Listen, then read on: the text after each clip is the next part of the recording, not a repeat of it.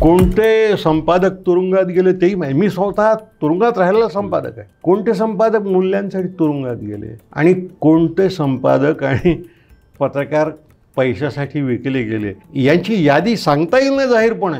पत्रकारांमध्ये आमच्यासारखे जे आहेत कोणी स्वतःला समजून घेणारे ज्ञानी, आमची सगळ्यांची गल्लत ही आहे की आम्ही व्यक्तींच्या अपराधासाठी समाजाला गुन्हेगार ठरवतो. कोणताही मीडिया, प्रिंट मीडिया असो, टी व्ही मीडिया असो, कोणताही ते विकत घेतलं ना सगळे. पण अख्ख्या ब्राह्मण जातीला दोष देण्याचं काही कारण नाही. माणसाच्या दोषासाठी समाजाला गुन्हेगार ठरवणं याच्या इतका मोठा वैचारिक व्यभिचार दुसरा नाही असं मी स्पष्ट भाषेत सांगतो. शेतकऱ्यांची संघटना केवढी मोठी होती शरद जोशींची. 5-5 लाख स्त्रियांच्या सभा घ्यायचे. ज्या दिवशी ते राजकारणात उतरले त्या दिवशी सगळे शेतकरी त्यांना सोडून गेले, कारण तेव्हा त्यांची जात दिसली सगळ्यांना. कर्नाटकचं सरकार बीजेपीने विकत घेतलं, गोव्याचं घेतलं, मध्य प्रदेशचं घेतलं, राजस्थानचं घेतलं, आसामचं घेतलं, महाराष्ट्राचंही घेतलं. जिथं सरकारं विकली जातात तिथं 1500 रुपये देऊन गरीब बहिणींची मतं विकत जर घेतली तर त्या बहिणींना काय दोष द्यायचा. आम्ही सुद्धा आपल्या बहिणींना देत नाही ना 1500 रुपये.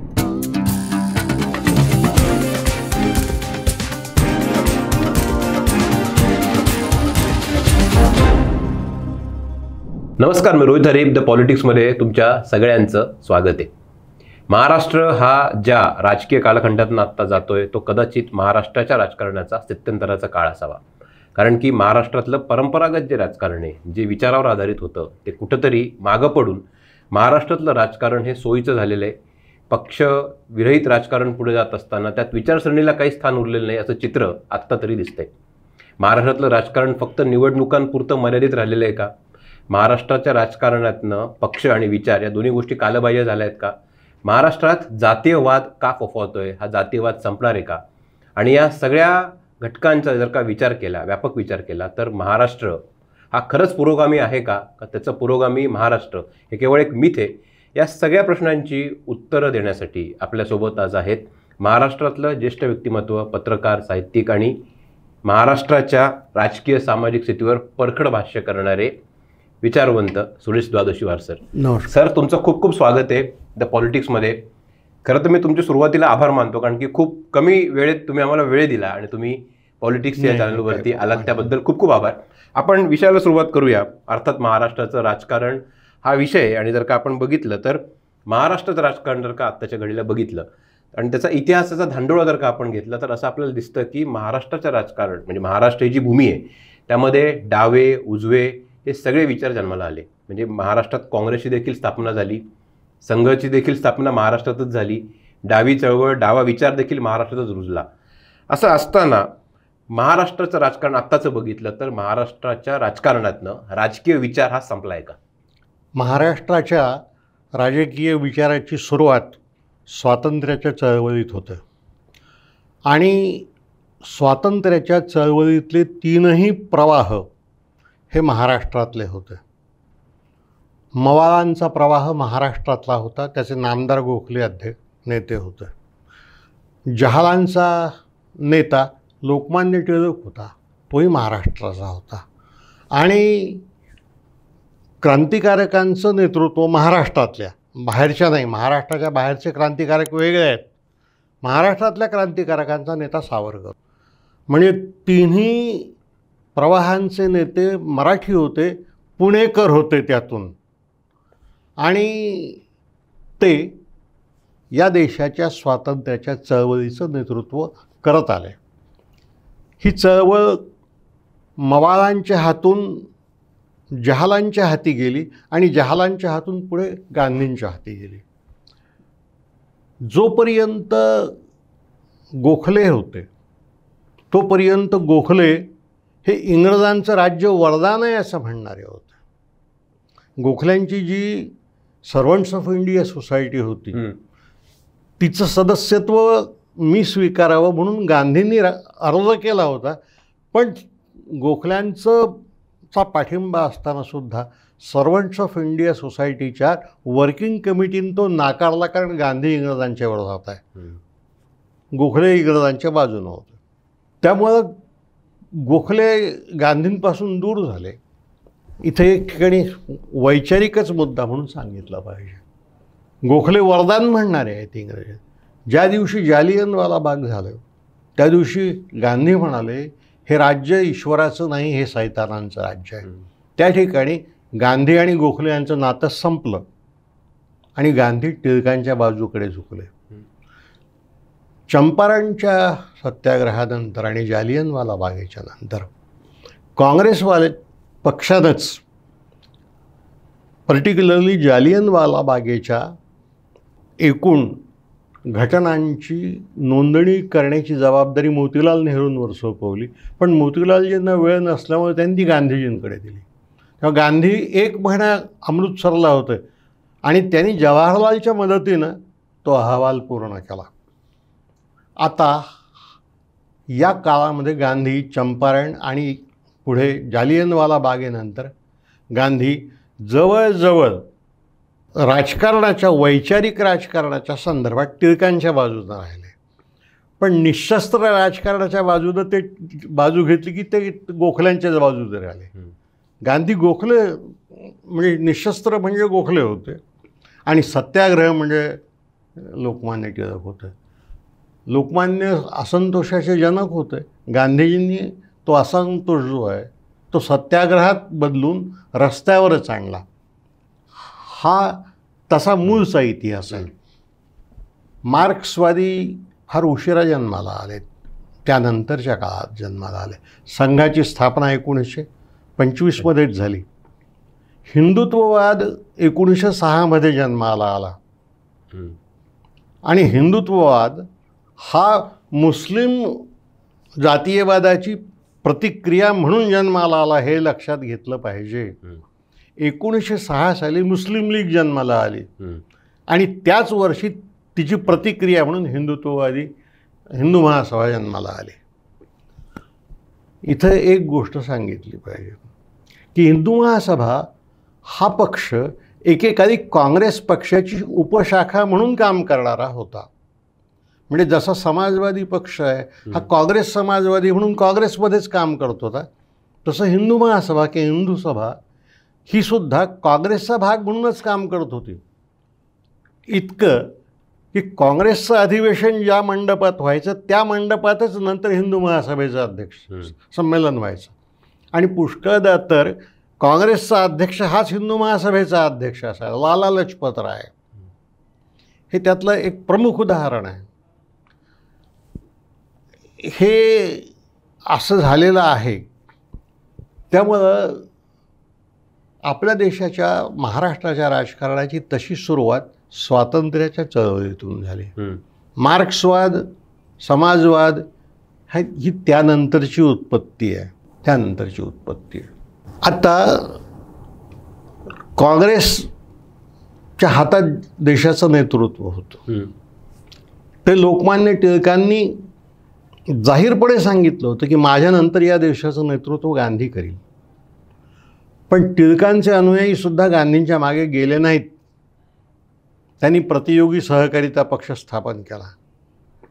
पण त्यांचे जे भक्त होते ते गांधींच्या मागे गेले. महाराष्ट्रात गांधींना सगळ्यात जास्त चांगले आणि ज्ञानी अनुयायी मिळाले हे लक्षात घ्यायचं. पण गांधींचा खूनही महाराष्ट्रातल्याच माणसांनी केला हेही लक्षात घ्यायचं. कधीतरी आपल्या सामाजिक मानसिकतेची ही जी विभागणी आहे ही समजून घेतली पाहिजे. मी नेहमी असं मानत आलो की धर्म किंवा जात या गोष्टी मुळात वाईट नाही आहेत. वाईट काय आहे? वाईट यातला कडवेपणा आहे. रॅडिकॅलिझम हा वाईट आहे. लोकमान्य टिळक थोर होते म्हणून सगळेच ब्राह्मण थोर नसतात. गोडसे ब्राह्मण होता म्हणून सगळे ब्राह्मण वाईट नसतात. बाबासाहेब मोठे होते म्हणून सगळे दलित मोठे होत नाहीत. आणि मौलाना आझादांसारखे सगळे मुसलमान देशभक्तही होत नाहीत. त्यामुळं आपल्या राजकारणाचा विचार करणारी जी मोठी माणसं मी पाहिली आहेत आणि पत्रकारांमध्ये आमच्यासारखे जे आहेत कोणी स्वतःला समजून घेणारे ज्ञानी, आमची सगळ्यांची गल्लत ही आहे की आम्ही व्यक्तींच्या अपराधासाठी समाजाला गुन्हेगार ठरवतो. बीडमधले सगळे मराठी वाईट आहेत का? बीडमधले सगळे बंजारे वाईट आहेत का? नाही, काही चांगले लोकही आहेत. पण एखाद्या माणसाच्या गुन्ह्यासाठी त्याच्या समाजाला दोषी धरणे आणि त्याला गुन्हेगार म्हणून पिंजऱ्यात उभं करणे, यामागे संघटनात्मक किंवा राजकीय विचार असतो किंवा त्याच्या संस्था असतात. त्या हे राजकारण बिघडवतात. गोडसेचा गोडसे म्हणून का विचार नाही झाला? ठीक आहे, गोडसेंच्या सहकारी म्हणून जे असतील त्यांचाही गुन्हेगार म्हणून विचार करा, पण अख्ख्या ब्राह्मण जातीला दोष देण्याचं काही कारण नाही. किंवा आंबेडकरांसाठी सगळे दलित थोर होते असं समजण्याचंही कारण नाही. ज्योतिबा मोठे होते, सगळे मादी मोठे आहेत का? की सावित्रीबाई आईसारखी बाई आहे आपल्या म्हणून सगळ्या महिला सावित्रीबाई आहेत का आपल्या? माणसाच्या दोषासाठी समाजाला गुन्हेगार ठरवणं याच्या इतका मोठा वैचारिक व्यभिचार दुसरा नाही असं मी स्पष्ट भाषेत सांगतो. आणि दुर्दैवानं त्या गोष्टीनं महाराष्ट्राचं राजकारण सडवून टाकलेलं आहे. पण मग त्यांना एक प्रश्न असा येतो सर, की मग हा जो राजकीय विचार आहे, म्हणजे एकीकडे विचाराधिष्ठित राजकारण महाराष्ट्रात सुरू होतं, देशात पण सुरू होतं. पण फक्त महाराष्ट्राच्या कंटेक्सपुरतं आत्ता बोलायचं झालं तर महाराष्ट्रात आता विचारावर राजकारण होत नाही. तर मग महाराष्ट्रात वैचारिक अधिष्ठानावरती जे राजकारण होतं तिथं संपलंय का? स्पष्ट शब्दात सांगायचं तर महाराष्ट्रातले 2 राजकीय पक्ष किंवा देशातले 2 राजकीय पक्ष, काँग्रेस आणि भाजप, हे 2 सोडले तर बाकीचे एकतर प्रादेशिक आहेत किंवा जातीय आहेत. अतिशय स्पष्ट शब्दात सांगायचं तर रिपब्लिकन पक्षापासून राष्ट्रवादी काँग्रेस पक्षापर्यंतचे सगळे पक्ष हे काही विशिष्ट जातींच्या मुठीतले, पकडीतले किंवा त्यांच्या नेत्यांच्या पकडीतले असे पक्ष आहेत. आणि ते आपल्याला काही देऊ शकतात म्हणून त्यांच्या जातीचे लोक त्यांच्याशी चिकटून आहेत. महाराष्ट्रात राजकारणापेक्षा जातीकारणच अधिक आहे. काँग्रेसमध्ये सर्व पक्षाचे लोक होते, सर्व जाती धर्माचे लोक होते एकेकाळी. भाजपवाल्यांनी ते मागाहून जमवून घेतलं आहे. त्यांनी आता ओबीसीचे लोक आपल्यात घेतले, दलितही घेतले, काही मुस्लिमही घेतले. हे काँग्रेसला जमलं, हे भाजपला जमलं, पण बाकीचे पक्ष तर जातीचेच राहिले. मग आपल्या राजकारणाला किंवा नेत्याच्या राजकारणाला विशेषतः सोयीचे असतील ते पक्ष जवळ गेले. म्हणून BJPनी प्रमोद महाजनच्या थ्रू गोपीनाथ मुंडेला जवळ घेतलं किंवा शरद पवारांनी त्यांच्या राजकारणाच्या सोयीचं म्हणून बाकीच्या काही जातीचे लोक आपल्या जवळ घेतले. पक्ष लोक चालवतात की नेते चालवतात हा यातला महत्त्वाचा मुद्दा आहे. आणि या देशातल्या जनतेची जशी सरकारवर पकड नाही ना, तशी या देशातल्या पक्ष कार्यकर्त्यांची पक्षनेत्यांवरही पकड नाही. किती नेते आपल्या कार्यकर्त्यांना विश्वासात घेऊन आपले कार्यक्रम ठरवतात. प्रकाश आंबेडकर ठरवतात आणि त्यांचे अनुयायी धावतात. शरद पवार सांगतात, बाकीचे टाळ्या वाजवतात. कोणत्या पक्षाचा नेता कार्यकर्त्यांना विश्वासात घेऊन राजकारण करतो? BJPचे लोक विश्वासात घेत नाहीत, पण विश्वासात घेतल्याचं नाटक करतात. पण खरगे घेतो ना विश्वासात लोकांना. खरगे विश्वासात घेतो. राहुल गांधी आता लोकांना, राहुल गांधी तर सामान्य माणसातला, कार्यकर्त्यांपासून मजुरांपासून सगळ्यांना, तो कार्यकर्त्यांना भेटतो, मजुरांना भेटतो, चर्मकारांना भेटतो, सगळ्यांना भेटतो. जनतेला विश्वासात घेण्याची प्रक्रियाच राजकारणात ती संपलेली आहे. राजकारण आणि समाजकारण यात भेद झालेत, यात दूरीकरण झालेलं आहे. आणि समाजकारण हे समाजकारण राहिलेलं नाही, जातीकारण झालं आहे. आपल्या देशामध्ये आत्ताच्या माहितीप्रमाणे 3,000 जाती आहेत आणि 30 ते 35,000 पोट जाती आहेत. जातींचे पक्ष जर झाले तर 30,000 पक्ष होतील ना या देशामध्ये. पण हे मग बघा, हे असं का झालं? हे यासाठी झालं की आमच्या जुन्या पिढ्यातल्या राजकीय नेतृत्वाला आपल्या कार्यकर्त्यांच्या गळी विचार उतरवता आला नाही. वैचारिक निष्ठा जागल्या नाहीत. वैचारिक निष्ठा जागल्या नाहीत मग काय जागणार? मग एक धर्म जागणार किंवा जाती जागणार. एक आणखी महत्त्वाचा याच्याशी संबंधित की विचार जागवायला ताकद लागते, बुद्धी लागते. गांधींमध्ये ती बुद्धी होती, नेहरू पटेलांमध्ये होती, मौलानांमध्ये होती. त्या तोडीचे नेते आहेत का आज? जो नेता बुद्धीच्या बळावर सगळ्यांना वाकवू शकेल किंवा आपल्याविषयीचा आदर निर्माण करू शकेल असं कोण आहे? जो फायदा करून देईल तो आहे. इथं तर पंचायत कार्यकर्त्यांची काय गोष्ट सांगायची. आपल्या राजकारणानं फक्त या देशामध्ये सरकारे विकत घेतली आहेत ना. माणसांचं काय बोलायचं? फार स्पष्टपणे कधी ते बोललं पाहिजे. कर्नाटकचं सरकार BJPने विकत घेतलं, गोव्याचं घेतलं, मध्य प्रदेशचं घेतलं, राजस्थानचं घेतलं, आसामचं घेतलं, महाराष्ट्राचंही घेतलं. जिथं सरकारं विकली जातात तिथं 1,500 रुपये देऊन गरीब बहिणींची मतं विकत जर घेतली तर त्या बहिणींना काय दोष द्यायचा आपण? त्यांची गरज आहे बीच. आम्ही सुद्धा आपल्या बहिणींना देत नाही ना 1,500 रुपये. हे समजून घ्या. सरकार विकली जात. 50-50 कोटीत आमदार विकले गेले महाराष्ट्राचे. एक आमदार तर 70 कोटीत गेला.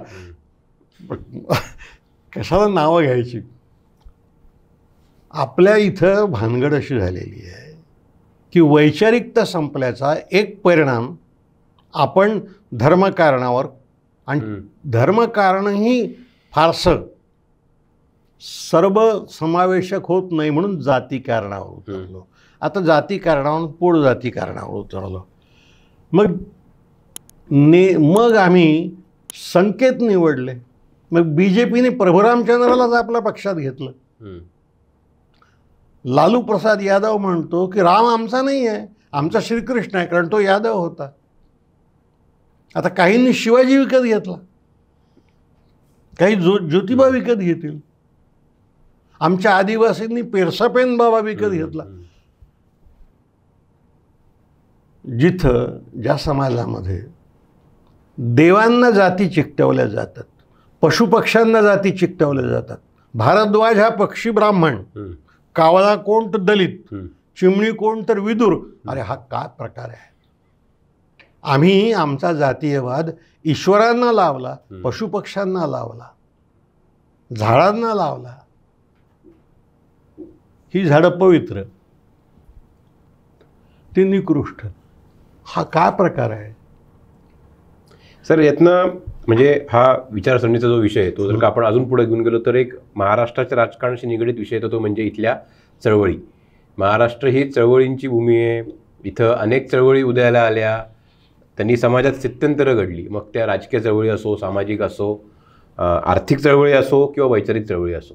असं असताना गेल्या दशकभराचा किंवा 1.5 दशकाचा कालावधी जर का बघितला आपण मागच्या, तर या सगळ्या चळवळी एकतर संपलेल्या दिसतात किंवा कुठल्या तरी राजकीय पक्षाच्या वळचणीला गेलेले दिसतात. तर मग हे असं का होतंय? चळवळी कोण करतात? ज्यांच्यावर अन्याय झालेला असतो. गरिबांचा, वंचितांचा वर्ग करतो.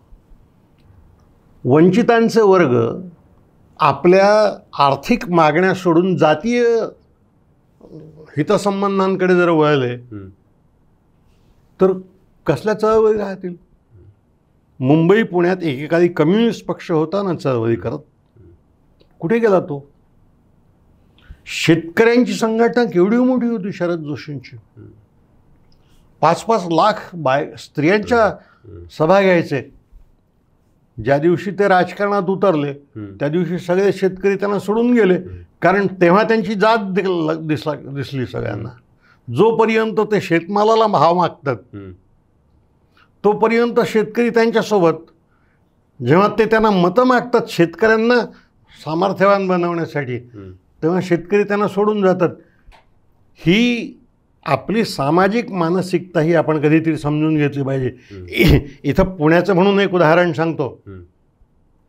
लोकमान्य टिळक जोपर्यंत पुण्याचे पुढारी होते ना तोपर्यंत इथल्या ब्राह्मणांना आपले पुढारी वाटले. जेव्हा ते देशाचे पुढारी झाले ना तेव्हा आमचेच लोक त्यांना तेल्या तांबोळ्यांचा पुढारी म्हणायला लागले. आपली मानसिकता इतकी खालच्या पातळीवरची आहे की बघ यात काय चळवळी होतील. मग एखादी चळवळ आली की ते जातीय फूट पाडता येते ना. मग बंजाऱ्यांच्या विरुद्ध मराठ्यांना उभं करता येते, मराठ्यांच्या विरुद्ध दलितांना उभं करता येते. आता मुसलमानांच्या विरुद्ध उभं करण्यात चाललं आहे. ज्या दिवशी हिंदूंवर हल्ले व्हायला लागतील, मी तुम्हाला सांगतो मला भीती ज्याची वाटते. उद्या समजा ब्राह्मण जातीच्या लोकांवर हल्ले झाले तर बाकीचे टाळ्या वाजवतील, दलितांवर हल्ले झाले तर ब्राह्मण टाळ्या वाजवतील. सगळ्यांना आपल्या हितसंबंधाची जशी ओढ आहे तसे तुमचे हितसंबंध गाडून टाकले आणि त्याच्यावर आम्हाला उभं होता आलं तर ते हवं आहे.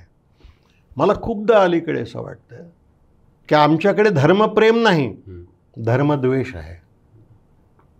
जातीप्रेम नाही, जातीचा द्वेष अधिक आहे. मला शिवाजी महाराजांविषयी आदर आहे ना, माझ्या घरी मूर्ती आहे शिवाजी महाराजांची. पण त्यामुळं मला शिवाजी महाराजांचे अनुयायी आपलं समजतील या भ्रमात मी नाही. पण मग सर तुम्ही मगाशी बोलताना म्हणालात की राजकारण उरलेलं नाही, जातीकरण झालेलं आहे. चळवळीसुद्धा संपतायत कारण की लोकांना त्यांच्या प्रश्नांपेक्षा जाती महत्त्वाच्या वाटायला लागल्या आहेत. तर मग हे जे सगळं झालेलं आहे, जातीकरण जे झालेलं आहे किंवा जात ही महत्त्वाची ठरती आहे राजकारणामध्ये आणि त्याच्या केंद्रित सगळं राजकारण झालेलं आहे, तर मला जबाबदार कोण आहे? याला फक्त राजकीय पक्षांना दोष देऊन चालेल का? इतरही आहे, इतरही गोष्टी आहेत. फार मोठ्या प्रमाणावर आपल्या महाराष्ट्रात आणि देशातही आर्थिक विषमताही वाढली आहे. काही वर्ग नको तेवढे श्रीमंत झाले, काही वर्ग फार दारिद्र्याच्या सीमारेषेच्या फार खाली चालले गेले. हे श्रीमंतांचे जे वर्ग आहेत यांनी राजकीय पक्ष जवळजवळ विकत घेतले आहेत. अंबानी आणि अदानीच्या विरुद्ध चौकशा का लागत नाहीत? सामान्य कार्यकर्त्यांच्या विरुद्ध चौकशा का लागतात? मी जर विम्याचे पैसे किंवा माझा हप्ता भरला नाही बँकेचा तर माझं घर जप्त होतं. पण त्यांचे 16 लाख कोटी रुपये काहीच होत नाही, हे माफ केले जातात ना त्यांचं कर्ज. शेतकऱ्यांची शेतं विकली जातात. अंबानींचा कारखाना ताब्यात घेतला जातो का कधी? किंवा अदानीला आता पुन्हा परवा काहीतरी माफ केलं. मनमोहन सिंगांच्या पंतप्रधानपदाच्या काळामध्ये या देशावरचं कर्ज 63 लक्ष कोटी रुपयांचं होतं. आता ते 173 लक्ष कोटींचं झालं आहे ना. बोलतं का कोणी? याचं कारण पुन्हा दोष आपला आहे. आपला म्हणजे नाही, आपला म्हणजे जे बोलणारे आहेत त्यांचा, म्हणजे पत्रकारांचा, सुशिक्षितांचा, साक्षरांचा, ज्यांना बोलता येते त्यांचा. तर मनमोहन सिंगांच्या काळात 63 लाखावर टीका करत होते. 173 लाख कोटींवर कर्ज गेलं, त्यावर ते बोलत नाहीत ना. कोणताही मीडिया, प्रिंट मीडिया असो, टी व्ही मीडिया असो, कोणताही, ते विकत घेतलं ना सगळे. अदानींनी 23 मीडियांची सेंटर्स विकत घेतली, अंबानींनी उरलेली घेतली, बाकीच्यांनी इतर घेतली. आमच्या जिल्ह्यात, मी चंद्रपूर जिल्ह्याचा आहे, आदिवासींची गावं उद्ध्वस्त करून तो जिंदाल तिथल्या खाणी उपसतोय. त्या आदिवासींकडे कोणाचंच लक्ष नाही. त्यांच्या बाजूनं बोलायचं सोडा, लिहायला सुद्धा त्या भागातले पत्रकार भितात. याचं कारण संपादकांनाच हेलिकॉप्टर्स दिले, आमदारांना हेलिकॉप्टर, तुम्हाला जायचं अधिकार हेलिकॉप्टर घ्या. कोण बोलणार त्यांच्या विरुद्ध? बा समाज जेव्हा अशा खालच्या पातळीवर जातो ना, किंवा त्याची नीतिमत्ता बिघडते ना, तेव्हा एकाच वर्गाची बिघडत नाही, ती साऱ्यांची बिघडते. तुम्ही पत्रकार आहात, मी 30 वर्ष मोठ्या दैनिकांचा संपादक होतो. मला पाकिटं घेऊन लिहिणारे पत्रकार माहीत आहेत ना. कोणते संपादक तुरुंगात गेले तेही माहीत. मी स्वतः तुरुंगात राहिलेला संपादक आहे. कोणते संपादक मूल्यांसाठी तुरुंगात गेले आणि कोणते संपादक आणि पत्रकार पैशासाठी विकले गेले, यांची यादी सांगता येईल ना जाहीरपणे. आणि त्याच्यासाठी डिफेमेशन झालं आणि तुरुंगवास, तर त्याची भीती बाळगायचं कारण नाही.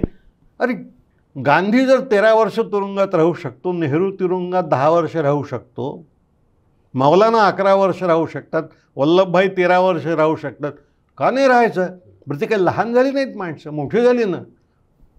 एक सूत्र माझ्या फार पूर्वीपासून लक्षात आहे, जे मारले जातात ना ते कधीही लहान होत नाहीत, आणि जे मारणारे असतात ते कधीही मोठे होत नाहीत. जे मरतात मूल्यांच्यासाठी ते अजरामर होतात. सॉक्रेटिस अजरामर होतो, गांधी अजरामर होतो. पण मग सर, गांधींचा आत्ता विषय आपण निघालाच आहे, तर तुम्ही जी परिस्थिती सांगताय ती देशात आहे आणि त्याच्या विरुद्ध उभं राहायचं एक प्रमुख जबाबदारी ही विरोधी पक्ष म्हणून आत्ताच्या राजकीय परिस्थितीत परत एकदा ही काँग्रेस पक्षाची आहे. आणि काँग्रेस पक्ष कुठेतरी अडखळताना दिसतोय. तर मग असं काही आहे का की गांधी विचारांपासून, जो त्यांच्या काँग्रेसच्या पक्षाचा एक पाय आहे, त्या विचारापासून काँग्रेस पक्ष दूर गेल्यामुळे आज ही काँग्रेसवरती वेळ आली? नाही, गांधींचं नेतृत्व आणि गांधींचा विचार यात फरक केला पाहिजे. गांधींचा राजकीय आणि आर्थिक विचार काँग्रेसने कधीच मान्य केला नाही. गांधींनी 1917 मध्ये नेहरूंना हिंद स्वराज्य पुस्तक वाचायला दिलं, तेव्हा नेहरू म्हणाले की यातलं एकही वाक्य मला मान्य नाही, कारण नेहरू समाजवादी होते. गांधींना केंद्र सरकार मजबूत नको होतं, ग्रामसभा मजबूत व्हायला हव्या होत्या, पण ते आपल्या घटनेत झालं नाही. गांधींचा अर्थविचार तर मार्क्स आणि माओच्या पुढचा होता. मार्क्स भांडवलदारांच्या विरुद्ध लढा म्हणत होता, माओ खेड्यांनी शहरांविरुद्ध लढावं असं म्हणत होता. गांधी म्हणाला की घाम घालील त्याला दाम, श्रम करील त्याला दाम. हे जर खरं असेल तर बापाची इस्टेट बोलायला मिळू नये. हा विचार त्यांनी लुई फिशरला एका मुलाखतीत सांगितला आहे आणि त्याच्या पुस्तकात तो आहे.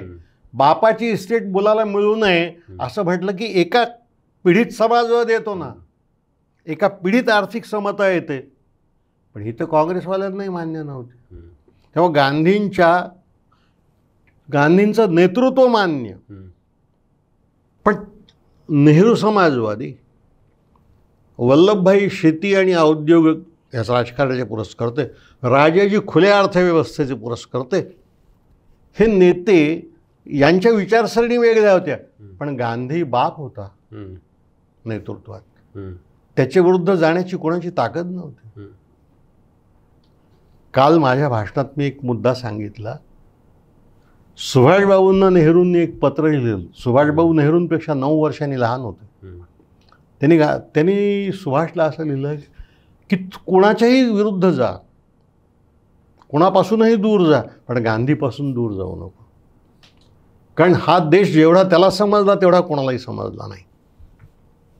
पुढे त्यांनी असं म्हटलं की माझ्या सभांना लाखोंच्या संख्येने लोक येतात, पण माझ्या सभेला आलेले लोक नेहरू की जय म्हणत नाहीत, माझ्या सभेच्या शेवटी पुन्हा महात्मा गांधी की जय म्हणतात. तो आपल्या लोकप्रियतेचा आधार आहे.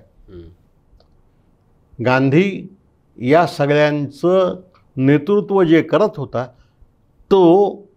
ते नेतृत्व त्याला असलेल्या जनतेच्या पाठिंब्याच्या आणि त्याच्या मागे असलेल्या जनसमुदायाच्या लोकसंघर्षाच्या बळावर भरत होता.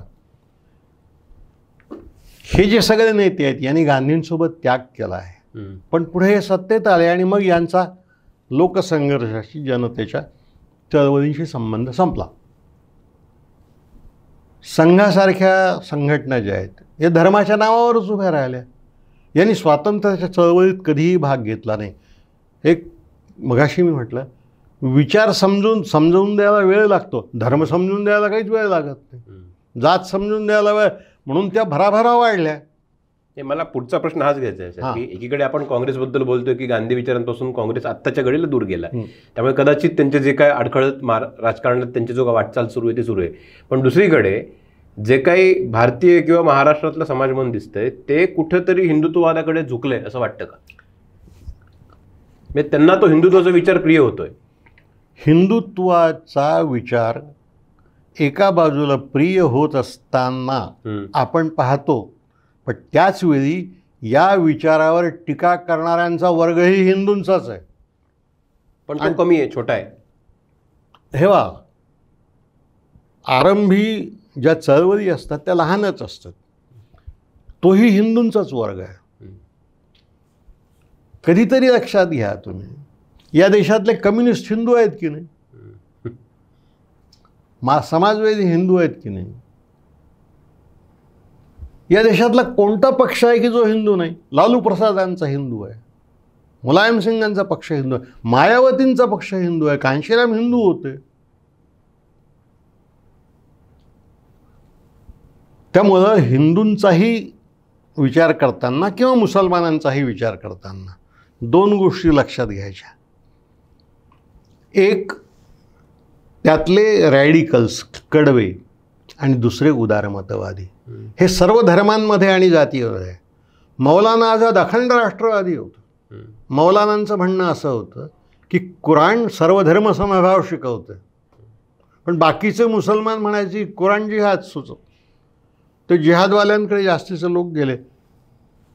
तसं आपल्याकडे समाजवादाची भाषा, गरिबांची भाषा, शेतकऱ्यांचं नेतृत्व करणारे लोक हिंदूच आहेत, ते काही संघवाले नाही आहेत. हे लक्षात घ्या. त्यामुळं या ठिकाणी सामाजिक मानसिकतेत असलेल्या कर्मठांच्या आणि उदारमतवाद्यांच्या दुभंगाकडेही आपण लक्ष दिलं पाहिजे. अन्यथा पुन्हा आपण तीच चूक करू की एका माणसाच्या अपराधासाठी सगळा समाज दोषी धरायचा. असं नाही. सगळे हिंदू गोडसे नाही आहेत आणि सगळे हिंदू गांधीही नाही आहेत. आपण जर का बघितलं, हिंदुत्वाचाच प्रश्न अजून पुढे येतो की भाजपाची जी हिंदुत्वाची विचारधारा आहे, म्हणजे हिंदू असणं वेगळं आणि हिंदुत्वाची राजकीय विचारसरणी स्वीकारणं ही वेगळी गोष्ट आहे. दोन या गृहीतकावर जर का आपण पुढे बघितलं तर भाजपाच्या हिंदुत्वाच्या विचारसरणीला लक्ष करताना काँग्रेसकडनं बऱ्याच वेळेला हिंदू धर्मावर आणि हिंदू धर्मीय यांचे जे सर्वसामान्य लोक आहेत त्यांच्या धार्मिक भावनांना हात घालण्याचं काम केलं जातं. तर मग तुम्हाला असं वाटतं की यातनं कुठेतरी हिंदू समाज मन दुखावलं जातं आणि काँग्रेसपासून लांब जातं? बघा, हिंदुत्ववादाचे सुद्धा प्रवाह फार वेगळे आहेत. सावरकरांचा हिंदुत्ववाद संघाला मान्य आहे का? नाही. कारण सावरकरांचा हिंदुत्ववाद प्रदेशनिष्ठ आहे आणि विज्ञाननिष्ठ आहे. यांचा संस्कृतीनिष्ठ आहे आणि केवळ धर्मनिष्ठ आहे. आणि सावरकरांचा विज्ञानवादी यांना मान्य नाही. सावरकर गाय हा पशु म्हणत होते, हे गोमाता म्हणतात. आता हिंदू बहुसंख्य आहेत या देशामध्ये आणि हिंदूंनीच हा देश स्वतंत्र केला गांधींच्या नेतृत्व, हेही खरं आहे. त्यामुळं केवळ धार्मिक भावना न दुखावता जर यातले काही वर्ग गरिबांचे, वंचितांचे, दुःखितांचे, अन्याय पीडितांचे जर आपल्याला जवळ करता आले तर ते जवळ करण्याचा प्रयत्न काँग्रेसचं आताचं नेतृत्व करत आहे. मधल्या नेतृत्वाने ते केलं नाही, कारण मधलं नेतृत्व गृहीतच धरून चालत होतं की गांधीचा फोटो लावला की आम्ही निवडून येतो, नेहरूंचा फोटो लावला की निवडून येतो. पण आता मी जे पाहतो की राहुल गांधी किंवा प्रियंका ही ज्या पद्धतीनं गरीब माणसांमध्ये मिसळत आहे, मजुरांमध्ये जाते, चर्मकारांमध्ये जाते.